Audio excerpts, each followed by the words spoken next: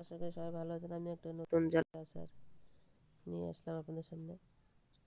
জলপাইয়ের ঝুরি আচার। আমরা তো জলপাইয়ের অনেক রকমের আচার করে খেয়ে দেখেছি, কিন্তু এইরকম করে জলপাইয়ের ঝুরি আচার করে খেয়ে দেখবেন একবার, সাধারণ টেস্ট হয়। জলপাইটাকে আমি একেবারে যত চিকন করা যায় তখন চিকন করে কেটে নিয়েছি। এখানে আমি 1 কেজি জলপাই নিয়েছি। জলপাইটাকে আমি প্রথমে ধুয়ে পানি ঝরিয়ে নিয়েছি, তারপর আমি চিকন চিকন করে এটাকে জলপাইয়ের ঝুরি আচার। যত চিকন চিকন করে তত আচারটা সুন্দর হবে। আমি একেবারে চিকন চিকন করে কেটে নিয়েছি। যত চিকন করা যাবে তত ভালো হবে, দেখতে সুন্দর হবে। আমরা তো অনেকেই অনেক রকমের জলপাইয়ের আচার করে খাই। একবার এরকম করে জলপাইয়ের আচার করে দেখুন। যত চিকন চিকন করে কাটা তত সুন্দর।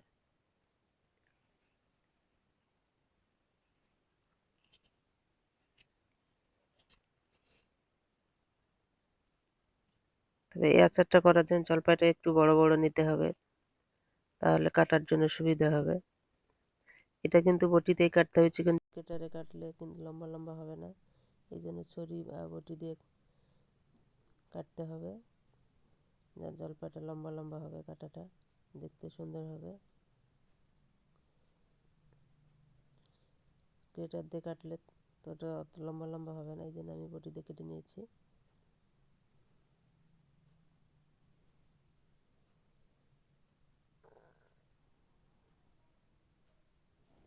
এই যে একটু দেখাবো,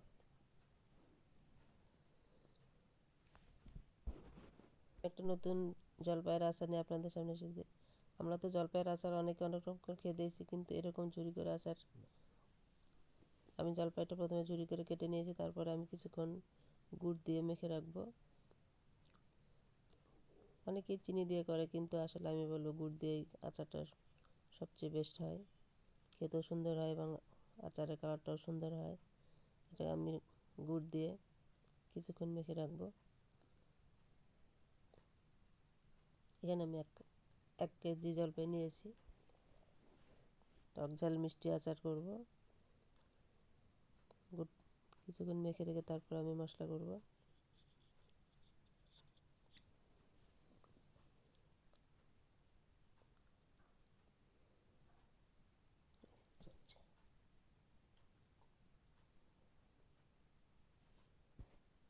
এখানেও শেষ হয়ে যাবে, আমি চুলায় চলে যাব।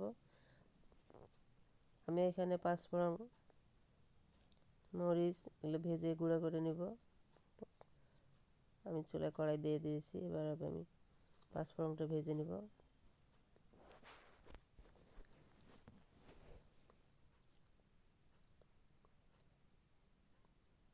পাঁচফোড়নটা ভাজা হয়ে গেলে শুকনো মরিচ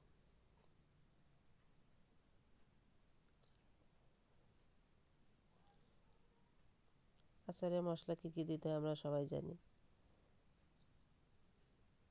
এখানে আমি ধনিয়া, জিরা, মেথি, কালো জিরা দিয়ে আমি মশলাটা করব।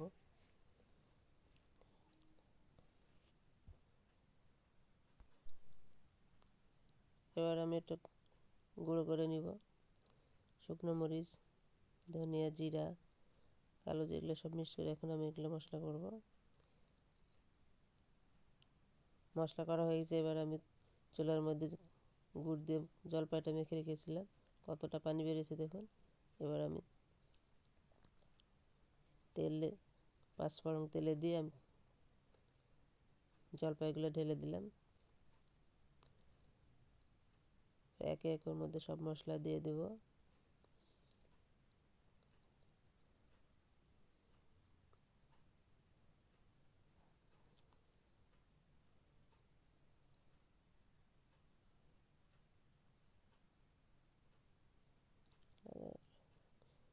পরিমাণ মতো লবণ দিলাম।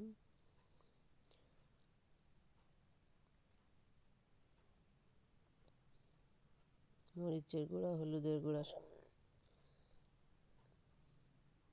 মরিচের গুঁড়া দিয়ে দিলাম।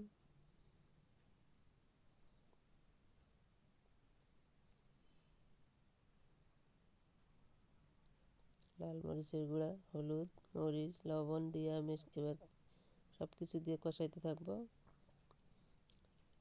এটা করতে বেশি সময় লাগে না।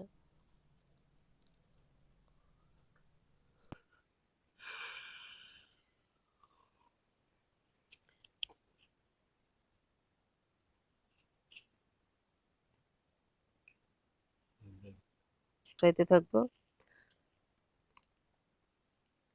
পরিমাণ মতো মশলা গুঁড়া আমি দিয়ে দিলাম, ধনিয়া জিরা দিয়ে আমি একসঙ্গে গুঁড়া করে রেখেছি মশলা। সব কিছু পরিমাণ মতো দিয়ে আমি কিছুক্ষণ কষাইতে থাকবো। কষাইতে কষাইতে একেবারে দেখুন কত সুন্দর হয়েছে।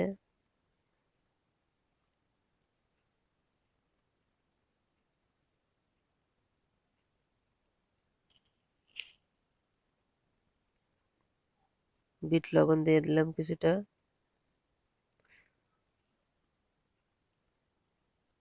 বিট লবণ দিলে আচারের টেস্টটা অন্যরকম হয়। এটাকে আমি অনেকক্ষণ ধরে কষাই নিব।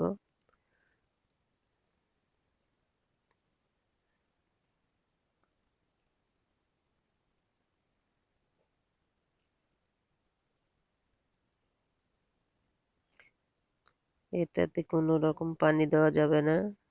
পানি দিয়ে গুড় দিয়ে মেখে রেখেছিলাম, তখন কত পানি বেরিয়েছে। গুড়ের এই পানিতে আচারটা হয়ে যাবে। আচারটা আমার হয়ে গিয়েছে। এবার আমি শুকনো মরিচ গুঁড়া করে রেখেছিলাম, সেটা দিয়ে দিলাম। আবারও পাঁচফোড়ন গুঁড়া করে সেটা আমি দিয়ে দিলাম নামানোর আগে। আচারটা এবার আমার তৈরি হয়ে গিয়েছে।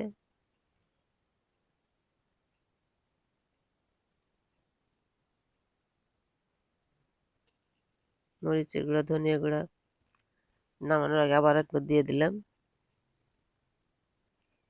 দেখুন কত সুন্দর হয়েছে আচারটা, দেখতে যেমন খেতেও সমান।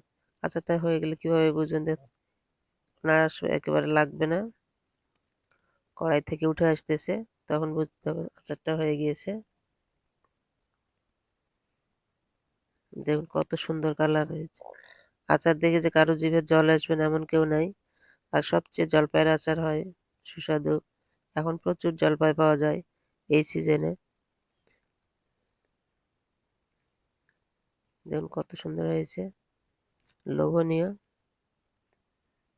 আচারটা আমার একেবারে রেডি হয়ে গিয়েছে।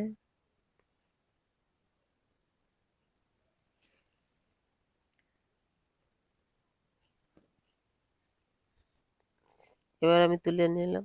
দেখুন কত সুন্দর হয়েছে, দেখতে যেমন সুন্দর হয়েছে, খেতেও তেমন সুস্বাদু হয়েছে। আপনারা একবার হলেও ট্রাই করবেন এরকম জলপাইয়ের ঝুরি আচার। সবাই ভালো থাকুন, সুস্থ থাকুন। আমার চ্যানেলটিকে সাবস্ক্রাইব করুন।